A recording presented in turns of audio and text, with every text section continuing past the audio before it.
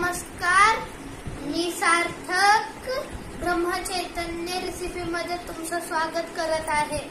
मम्मीसाठी मी special recipe बनवत आहे। मम्मीच्या आवडीची कोशिंबीर बनवत आहे। चला तर कोशिंबीर बनवूया। कोशिंबीरला लागणारे साहित्य: काकडी, टोमॅटो, बीट, कांदा, दही। आता कांदा, काकडी, आता बीट, टोमॅटो,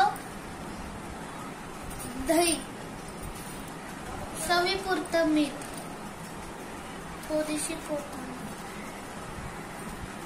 आता मिक्स करून घेऊया।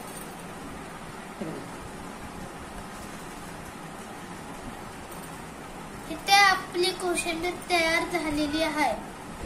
आवडल्यास लाईक करा, शेअर करा, सबस्क्राईब करा। धन्यवाद।